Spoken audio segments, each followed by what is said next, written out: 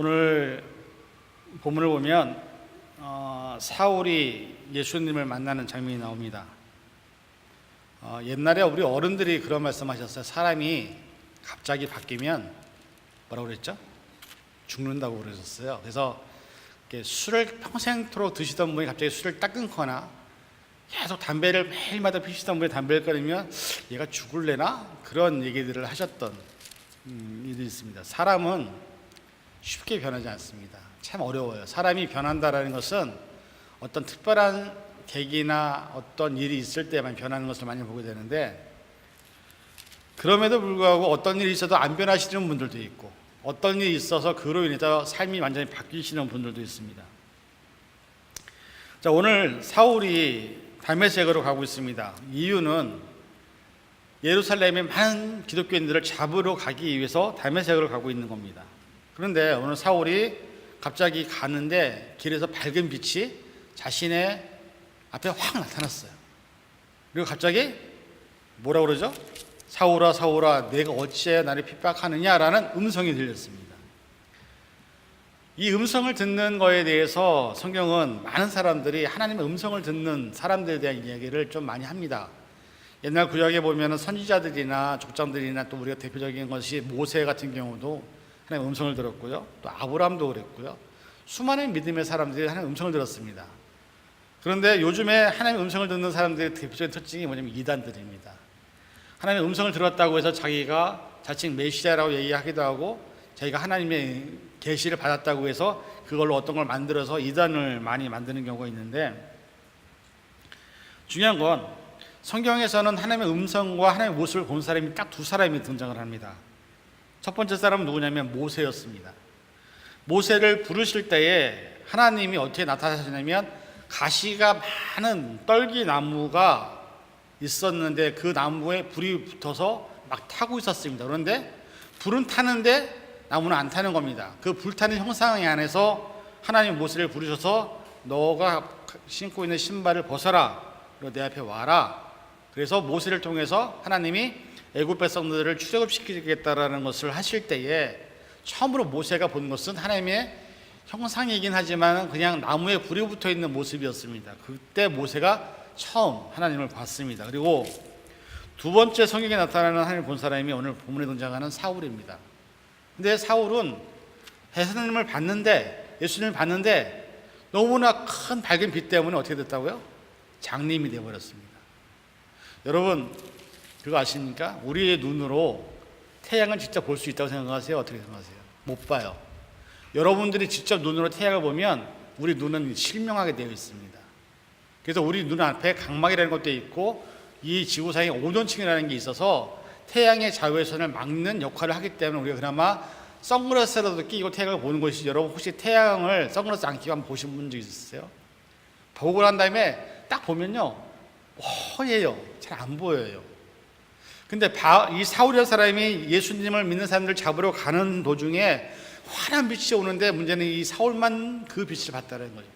주변에 있는 사람들은 음성만 듣고 이 사울만 빛을 봤는데 눈이 멀었다는 거죠. 눈이 머니까 사람이 할 수 있는 게 아무것도 없어요. 여러분들 혹시 눈이 멀었을 때, 우리 가끔가다 우리 김진희 집사님 아버님도 이제 눈이 좀 장님이 되셔서 한쪽 눈을 갖고 겨우 사시는데 눈이 안 보이면 어떤 느낌일까요? 지난번에 어떤 한 분이 미국에서 실제로 있었던 분인데, 그분이 이렇게 눈에 약간 시술을 하다가 의사들이 실수를 해서 눈이 실명이 됐어요. 근데 이분은 의지가 있었어요. 내가 장님이 됐지만 그래서 점자 공부를 열심히 하고 자기가 다니던 회사에 다시 가겠다고 고집을 피는 바람에 남편이 이 와이프의 출퇴근을 계속해서 옆에 따라다녔습니다. 근데 생각해 보세요. 눈이 안 보이니까 익숙했던 집안에서도 어디에 뭐가 있는지가 안 들어오는 거예요. 그래서 맨날 부딪히고 깨지고 넘어지고. 출근할 때는 남편이, 근데 갑자기 어느 날 갑자기 남편이 오늘부터 당신 혼자 출근해.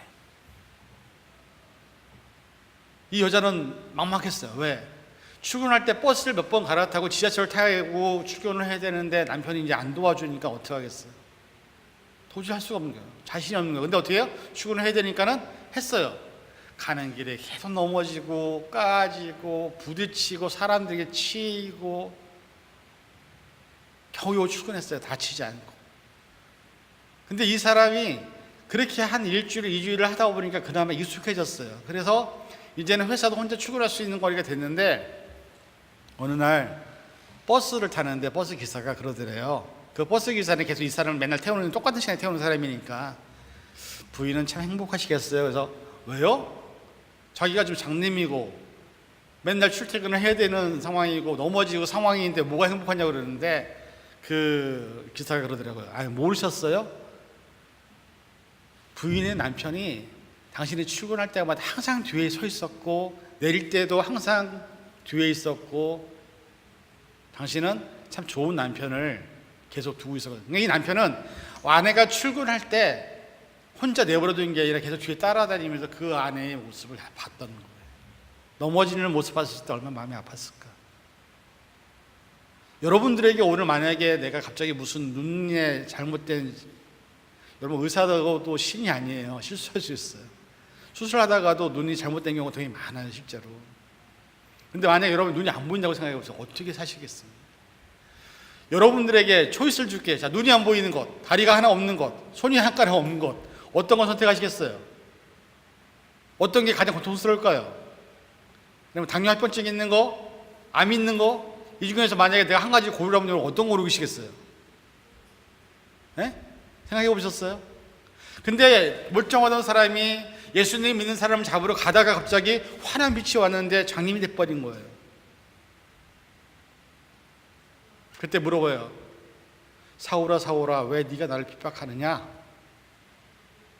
당신 누구십니까? 난 네가 핍박하는 예수다. 이 사울의 회심 사건을 보면요, 하나님께 돌아오는 데는요 3가지 단계가 있습니다. 첫 번째 뭐냐면 자기가 뭐든지 잘할 줄 알고 생각하고 자기 멋대로 사는 사람은 삶을 사는 사람들이 있어요. 그러다가요, 두 번째 사울처럼 눈이 멀어서 3일 동안 보지를 못했거든요. 그처럼 암이 걸렸다거나 불치병이 걸렸다거나 사고를 당했다 그러면요, 그때 어떻게 하는지 아세요? 사람들이 하나님 도와주세요 하고 하나님 찾는 시간이 있어요. 그러고 난 다음에 세 번째 단계는 뭐예요? 하나님께로 돌아와서 이제 예수님도 믿고 교회도 다니고 하나님을 찾는 그런 3단계의 시간이 있습니다. 오늘은 근데 여러분 잘 생각해 보시면 여러분들도 다 그런 3가지 단계를 다 거쳐오신 분들이에요. 오늘 그 3가지 단계를 우리의 삶에 좀 빗대어서 우리가 어떤 지금 현재 단계에 있는지 한번 돌아보는 시간 갖기 원합니다. 자, 회심하기 전에 사울의 모습. 사울은 어떤 사람이었냐? 히브리인 중에 히브리인이었어요. 바리새인 중에 바리새인이었어요. 사울이라는 사람은 그 당시 유명한 가말리의 문화에서 수학하던 철저한 유대교인이었습니다. 이 가말리의 문화라는 게 뭐냐면 지금 우리 미국에서 제일 탑이 어디죠? 좋은 학교? 많은 한국 사람들 하버드 대학 얘기하잖아요. 유대교에서는 가말리의 학문이 하버드와 똑같은 계열의 학교예요. 사울은 로마 시민권자입니다. 로마에 있는 사람이기 때문에 시민권자이기 때문에 이 사람을 아무도 못 건드려요. 게다가 사울이라는 사람은요 유명한 가문에서 학문에서 공부를 했고요, 아주 철저한 유대교인이었고 돈도 많은 사람이었습니다. 우리나라 옛날에 초기에 선교사님들이 들어왔을 때 보면 한국에 뭐가 있었죠? 양반, 상놈, 종 이런 개념이 있었죠. 조선시대 때. 그때 선교사님 처음 들어왔을 때 가장 힘들었던 게 뭐냐면 우리는 뭐가 있었냐면 5,000년이라는 역사를 자랑해온 한민족이라는 게 있었어요. 유교 문화가 있어갖고 종과 상전이 같이 밥을 먹는다 말도 안 되는 얘기고, 같이 결혼한데 더 말도 안 되는 얘기고, 양반은 양반이고 종은 종이에요. 그런데 사울이 그랬던 거예요. 유대교의 정통적인 집안에서 자라고 그랬던 사람이 기독교가 들어오면서 이 기독교는 없애야 될, 근데 우리나라도 그랬잖아요. 유교가 가득할 때, 천주교 처음 들어왔을 때, 기독교 처음 들어왔을 때 수많은 선교사님들을 죽이고 핍박했던 게 우리나라였어요. 똑같은 개념이에요. 왜? 이들이 외치는 거는 평등이에요. 종과 양반이 같이 밥을 먹고 하나 한 자리에서 예배를 드린다? 말도 안 되는 얘기예요. 그런데 유대교가 그래야 했던 상황에서 기독교가 들어왔을 때 사울은 저것들을 죽여야 돼. 저것들만 죽이면 우리 유대교가, 내가 그동안 지켜왔던 종교가, 내가 그동안에 자랑해왔던 것들이 안전할 수 있다라는 생각을 했던 거죠. 여러분, 세상을 살아가면서 우리들은 어떻게 보면 세상적인 성공을 많이 원해요. 좋은 대학 가는 거, 돈 많이 버는 거, 큰 집에 사는 거, 이게 아메리칸 드림이라는 어떤 타이틀로 우리는 중에 있는데, 그렇게 살아오셨어요. 우리 할아버님 같은 경우는 아마 그렇게 살아오셨을 거예요. 평생 동안. 우리 정호 집사님도. 근데 남은 게 뭐가 있죠, 지금? 평생을 애쓰고 돈을 벌고 평생을 못 바쳐서 했는데 마지막에 남은 게 뭐냐면 병든 몸밖에 안 나요. 저와 여러분들도 지금 뭔가 성공하려고 노력하고 출세하려고 노력하고 그래서 학교에서 공부도 하고 열심히 하는데 그게 인생의 전부라고 생각을 합니다. 그런데 여러분, 많은 사람들이 성공을 했는데 많은 사람들이 죽을 때는요 빈손으로 가요. 그게 인생이라는 거죠. 예수님을 믿기 전에는 그것이 전부라고 생각했어요. 그렇게 살면 된다고 생각했어요. 자, 한번 물어볼게요. 그렇게 여러분 살아오셨다고 믿습니다. 지금도 여러분은 그렇게 살고 있어요. 최선을 다해서 모든 것을 최선을 다해서 공부도 하고 뭐도 하고 있어요. 자, 제가 드리는 질문에 대해서 한번 답을 한번 해보세요. 그렇게 살아오셨는데 행복하셨습니까? 그동안에?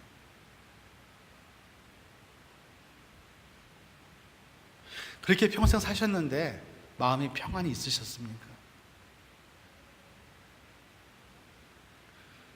그렇게 살아보니까 정말 후회하지 않습니까? 이제 그렇게 살아온 시간들을 그렇게 정말 살아왔는데 여러분의 손에 쥐고 있는 게 과연 무엇입니까? 죽어라고 일하고 죽어라고 공부하고 치열하게 경쟁해서 열심히 치열하게 살아왔는데 남아있는 것이 무엇이냐는 거예요. 그러면 여기서 우리는 질문을 하나 던져야 됩니다. 자, 여러분 나름대로 평생 살아왔는데 남은 게 지금 한 번도 없어요. 행복했던 적도 없어요. 마음이 평안했던 적도 없어요. 자, 그런데 남은 인생 또 그렇게 사시겠습니까? 앞으로 얼마 살지 모르지만 여러분에게 남은 인생 동안 똑같은 실수를 또 반복하시겠습니까? 예수님을 만나기 전에는 모든 사람들이 그렇게 살아요. 그런데 살아온 것이 잘못됐다는 것을 알면 이제는 삶의 패턴을 바꿔야 돼요. 삶의 목적과 방향을 바꿔야 돼요. 그래서 다시 새로운 삶으로 살아야 후회하지 않는 인생을 살게 되는 거죠. 사울은 자기가 살아오는 모든 시간도 그것이 전부라고 생각했어요. 그래서 기독교인들 잡아 죽이고 스데반 집사님 죽을 때도 그걸 보고 있었고, 아, 나는 정말 잘하고 있다. 나는 정말 대단하다. 그런데 예수님 만나고 나니까는 아무것도 아니에요. 장님이 되고 보니까 자기가 지금 해왔던 것들이 아무것도 아닌 거예요. 여러분 살다가 장님 되시는 분들이 여러분만 있는 게 아니에요. 여러분 그거 아세요? 여러분들은 죄송하지만 예비 장애인들이에요. 그거 아세요? 장애인 중에 선천적으로 태어날 때부터 질병 갖고 태어나면서 장애인이 되신 분들은요 20%밖에 안 돼요. 80%는 나머지 후천적인 장애예요. 어떤 건지 아세요? 가다가 교통사고 나가는 거, 가다가 사고 나가는 거, 살다가 병 얻는 거, 살다가 사고 당해서 손가락 발가락 잘리는 거, 그게 장애인들이에요. 그래서 일반 장애인들이 오랜 우리 정서적인 몸을 갖고 있는 사람들에게 뭐라고 얘기하냐면 우리는 장애인이지만 너희들은 예비 장애인이야 이렇게 얘기해요. 여러분 살다가 어떨 일 당할지 알아요? 제가 몇 분 얘기 들었어요. 이번 주 중에 물속에 뛰어드는 다이빙을 좋아해서 다이빙을 딱 했는데 목이 부러진 사람 제가 몇 분 얘기 들었어요. 조심하세요. 그 사람 목 부러지고 싶어서 부러졌겠어요. 물이 깊은 줄 알고 뛰어들었는데 목부터 떨어졌는데 목이 뼈가 부러진 거예요. 그럼 밑에 하반신 아무것도 못 움직이는 거예요. 그런 걸 누가 원하겠냐고. 암 걸려서 병원에 있는 걸 누가 원하겠냐고요. 이 세상에 사는 수많은 사람들이 병원에 가서 딱 물어보세요. 병원에 있고 싶은 사람이 누가 있는가. 그만큼 내가 건강하고 내가 지금 이렇게 건강한 모습이 있다는 게 얼마나 감사한 일인지를 모르고 살아간다는 거죠, 우리가.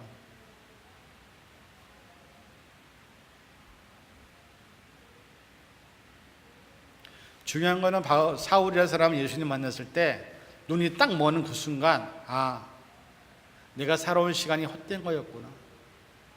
내가 쓸데없는 많은 시간을 낭비했구나.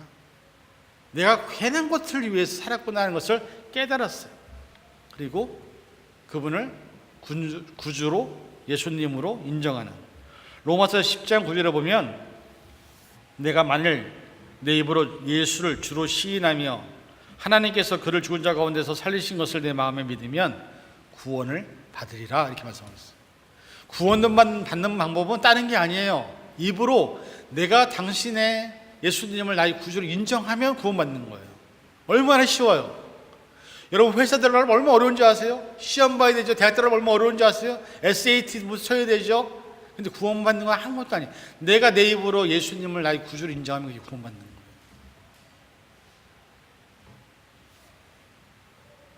그리고 회심을 하게 되는 3일의 기간이 있습니다. 사울은 눈이 안 보이는 시간 동안. 여러분, 사람이 예수님과 하나님을 찾을 때는 언제냐면요, 내 힘으로 아무것도 할 수 없을 때 예수님을 찾기 시작해요. 내 힘으로 뭔가 할 수 있을 때는 예수님 안 찾아요. 하나님 안 찾아. 왜? 내 힘으로 내 능력으로 모든 걸 할 수 있으니까. 돈이 있고 삶의 문제를 해결할 수 있는 능력이 있을 때는 예수님 안 찾습니다. 근데 여러분, 인생에서 바닥을 칠 때가 있어요. 건강으로, 재정으로, 삶의 문제로, 또 어떤 상황적으로 인해서 인생의 바닥을 칠 때, 이게 뭔지 아세요? 자신의 힘으로, 자신의 능력으로 도저히 아무것도 할 수 없을 때.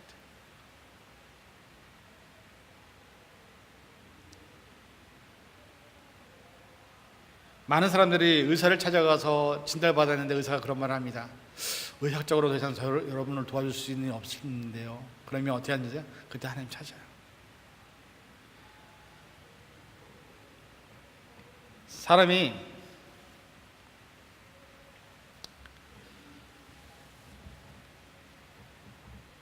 세상을 살면서 참 많은 일들이 있더라고요. 돈은 많은데 갑자기 암이 걸려서 죽는 사람도 있고요. 세상적으로 성공했는데 운전을 하다가 교통사고 당해서 죽는 사람도 있고요. 길 가다가 아무 이유 없이 총 맞아 죽는 사람도 있고요. 여행을 갔는데 이번에 인도네시아에 쓰나미 일어났죠. 1,500명 이상이 지금 죽고 있는 상황이고 시체도 아직 못 찾고 썩고 있는 상황인데, 이번에 한국의 어떤 어머니가 아들이 거기 갔다는 소식 듣고 찾으러 갔는데 3일 만에 찾았는데 죽은 채로 발견이 됐어요. 그냥 놀러 간 거예요. 놀러 가서 죽는 사람도 있다는 거예요. 수많은 사람이 전쟁과 난민으로 나라를 잃어버리고, 그 모든 상황들은 누구도 원하지 않는 상황 가운데 우리들도 놓여 있다는 사실이에요. 그 상황에서 여러분들 자유롭습니까? 어떻게 자신하십니까? 얼마 전에 여기 캘리포니아에 3.3 지진 온 거 아세요? 여기 캘리포니아 지금 비가 온다는데 여기 살고 있는 참 우리들 다 믿음이 좋은 것 같아. 빨리 왜 안 도망가는지 모르겠어. 대지진 오면 다 무너지게 돼 있어요. 내가 갖고 있는 거 아무것도 아니에요. 지진 오는데 어떻게 피해요? 요번에 인도네시아 쓰나미 올 때 기상 관측, 그러니까 전 세계에서 기상 관측하는 제일 유명한 팀이 있어요. 그 팀에서 그런 얘기 했어요. 저런 쓰나미 우린 상상을 못한다. 예상을 못한다. 허리케인 오고요, 태풍 불어보세요. 과학 아무리 발전하고 아무리 잘 준비돼도 다 무너져. 다 무너져.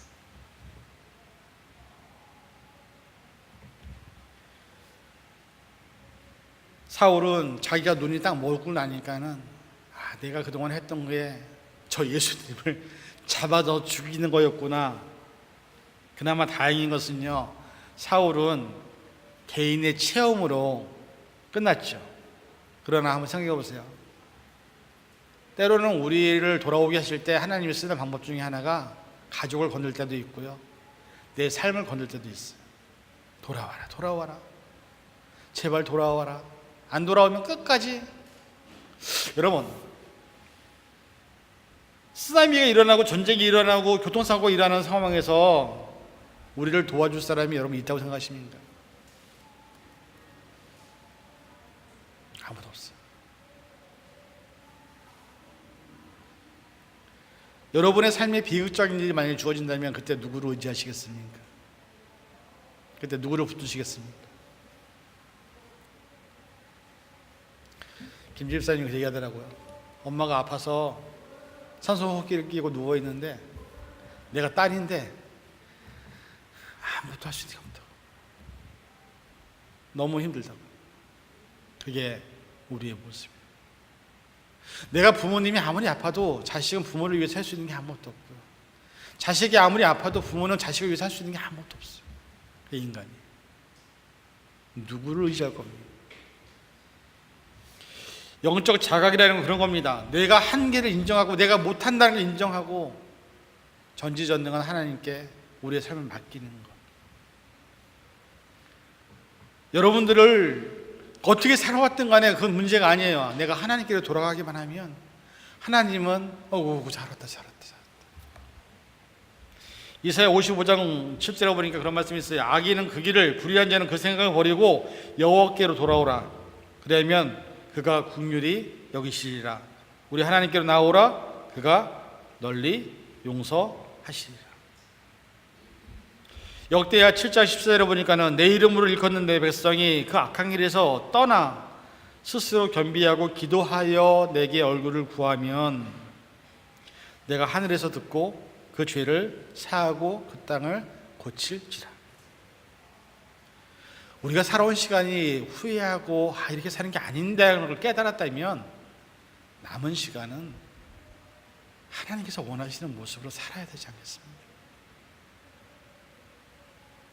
세 번째는 회심한 바울입니다. 바울은 그걸 깨달았어요. 내가 살아온 시간이 잘못 살았구나. 이렇게 살아서 안 되는구나. 앞으로 내게 얼만큼 살지 모르지만 나는 이제부터는 하나님을 위해 쓰임받아야겠다고 생각한 바울은 3일 후에 다음 주에 살펴보는 말씀에서 보면 아나니아라는 사람으로부터 안수를 받고 눈을 떠집니다. 그리고 이제는 사울의 모습이 아니라 바울이라는 사람으로 삶이 완전히 바뀝니다. 여러분, 사회에서 죄를 저지르면 어디 가죠? 감옥에 가죠. 감옥에 갔다가 온 사람 중에 두 부류가 있습니다. 갔다가 내가 잘못 살았구나, 다시 이렇게 살지 말아야겠지 하고서 다시 새로운 삶으로 사는 사람이 있는가 하면, 감옥에 갔다 왔는데도 불구하고 또다시 죄를 저지르고 또다시 잘못 저질러서 또다시 감옥에 가는 사람이 있다는 거죠. 예수님 믿는 것도 똑같습니다. 예수님 믿기 전에 예수님을 아는 사람들이 세상에서 잘못 사는 걸 알았다면 이제는 예수님을 믿은 다음에는 예수님을 위한 삶을 살아야 되는데 그렇지 않은 사람들도 여전히 있다는 거죠. 예수님을 믿고도 변화되지 않고 예전의 습관과 예전의 나쁜 습성으로 사는 사람들도 분명히 있다는 거죠. 마태복음 3장 8절에 보니까는 회개에 합당한 열매를 맺으라 이렇게 말씀하고 있어요. 이 말은 뭐냐면 예수님을 믿는다는 건 뭐예요? 내가 그동안 살아왔던 시간을 회개한다는 얘기예요. 이제는 잘못 산 걸 인정한다는 얘기예요. 그리고서 이제부터는 예수님 뜻대로 살겠습니다라고서 변화된 삶을 사는 사람들. 근데 거기에는 뭘 맺어야 되느냐? 합당한 열매를 맺어야 된다는 거죠. 예수님 믿어도 열매 안 나타나는 사람 많습니다. 좀 많이 봤습니다. 방언을 하고 예언을 하고 해도 소용 하나도 없어요. 그 삶이 열매가 안 보여. 사람은 그래서 쉽게 안 바뀌나 봐요.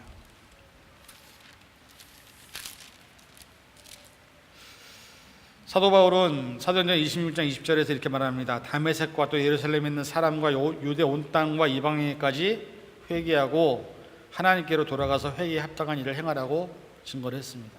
왜 그랬을까요? 이유는 자기가 예수를 만났기 때문에.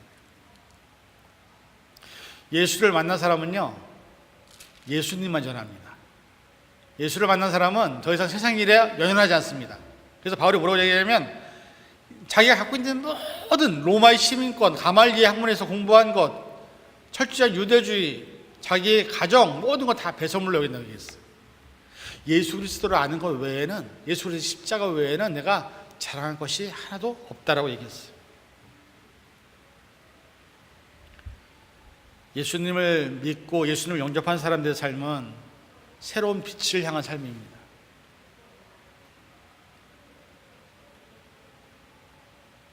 오늘 저와 여러분이 예수님을 정말 믿고 있다면 우리는 지금의 삶이 아닌 예수님을 전하는 삶이 되어야 되는 거죠.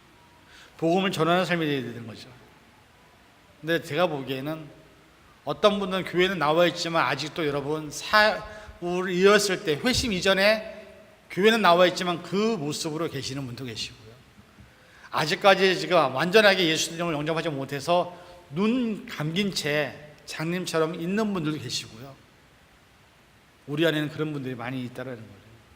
우리뿐만 아니라 수많은 믿음의 사람들이 살고 있습니다. 여러분 생각해 보세요. 기독교인들을 죽이던 사울이 예수님 만나고 기독교인들을 죽이는 게 아니라 기독교를 전파하는 사람이 됐다라는 간단한 명제. 여러분들 지금 뭐 하고 있냐는 거죠. 저와 여러분들은 지금 어디 있냐는 거죠. 여러분 그거 아세요? 지금 내가 아무리 드라마가 좋고 게임이 좋아도 예수님 만나면 드라마도 재미없고 게임도 재미없는 거예요. 근데 여러분 어떠세요 지금?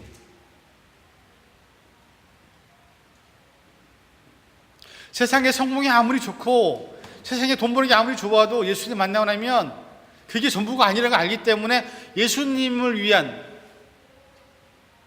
예수님을 만날 준비를 하는 거죠.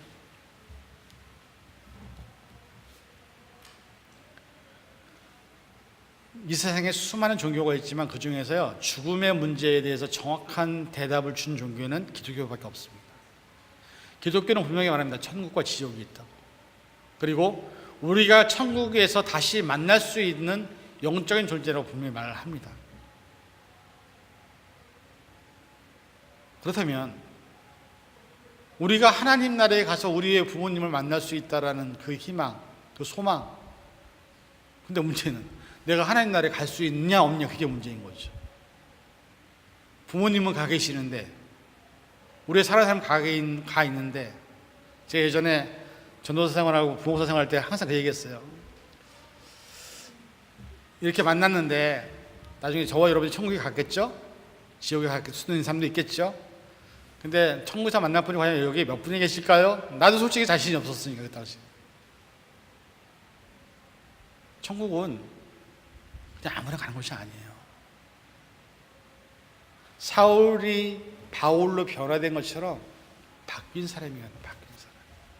그리고 저와 여러분들 지금 그 바뀌는 과정, 성화되어가는 과정 중에 있는 사람이기 때문에 아직까지 우리에게 찬스가 있어요. 중요한 건 여러분이 예수를 받아들이느냐 마느냐, 예수님을 영접하느냐 마느냐, 그거에 따라서 우리의 운명이 결정이 된다는 거죠. 구원에 관한 분명한 말씀을 드릴게요. 구원은 티켓이에요. 여러분 한국 갈 때 뭐 필요하죠? 항공권이 필요하죠. 비행기 티켓이 있어야 되죠. 그렇죠?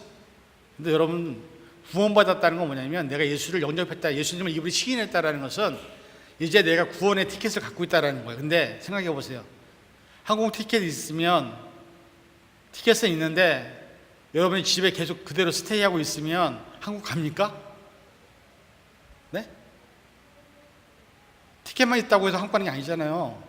집에서 짐도 싸고, 집을 출발해서 공항에 가고, 공항에 가서 수속을 밟고, 비행기를 타고, 비행기 타고 한국을 가는 거지, 티켓만 있다고 한국 가는 게 아니에요. 구원을 받았다고 해서 다 천국 가는 게 아니라니까요.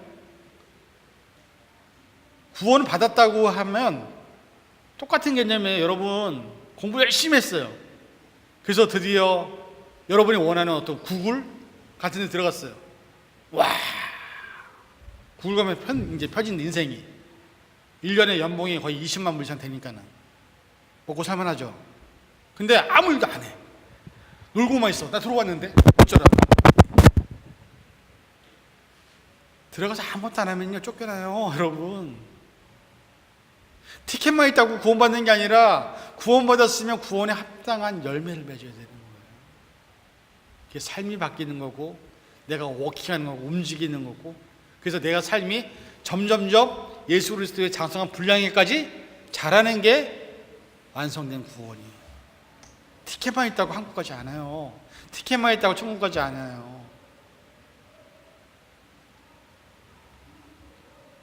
여러분들 삶에 사울이 바울로 변했던 것처럼 우리는 지금 그 세 단계 안에 분명히 어딘가 있습니다. 어떤 분들은 아직까지 예수님을 완전히 못 만난 분들도 있고, 왜냐면 저 같은 경우도 예수님 만난 게 22살 때 만났어요. 저는 2살 때부터 교회 다녔거든요. 20년을 교회 다녔어요. 근데 예수 못 만났어요. 20년 교회 다녔는데 그때는 친구가 좋아서 교회 다녔고 하나님 성경을 몰랐어요. 그냥 교회가 편해서 교회가 다녔어요. 제가 인격적으로 예수님 만난 게 22살 때 군대 가서요.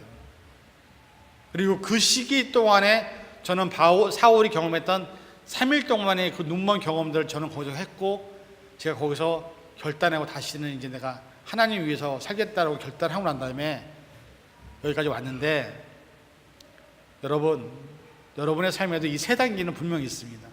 여러분이 어느 단계에 있든지 간에 중요한 것은, 우리가 가야 될 것은 바울과 같이 복음을 전하는 전도자로서의 삶을 사는 것이 하나님을 기쁘게 해드리는 삶이라는 것을 기억하시고, 사울이 회개해서 예수님을 영접한 것처럼 여러분들도 입술로 고백해서 예수님 믿으시고 구원받으셔서, 제가 간절히 바라는 게 한 가지 있어요. 우리 모두 여러분이 사랑하는 사람 모두 천국에서 다시 만났으면 좋겠어요. 제가 여러분보다 빨리 갈 수도 있어요. 여러분 그거 기억하세요. 여러분이 저보다 젊다고 해서 제가 여러분보다 늦게 간다는 보장이 없어요. 저는 천국 가고 싶어요. 천국에서 다 같이 만나서 하나님 안에서 참된 소망을 누리고, 여러분의 자녀들도, 여러분 사랑하는 사람들도 천국으로 여러분이 초청할 수 있는 그런 믿음의 모습이 있기를 주님의 이름으로 간절히 축원을 드립니다. 기도하겠습니다. 사랑해 주님, 예수님을 만나면 우리는 세상의 삶의 목적이 아니라 하늘나라의 천국의 삶이 목적이 됩니다. 바울은 그래서 많은 사람들에게 예수님을 전했고 회개하라고 외쳤습니다. 우리도 바울과 같이 그런 삶으로 변화되어서 하나님 우리에게 원하시는 천국의 삶을 살아갈 수 있는, 천국에서 다시 만날 수 있는 그런 삶이 될 수 있도록 허락하여 주시옵소서. 감사드리며 예수님의 이름으로 간절히 기도하옵나이다. 우리 찬양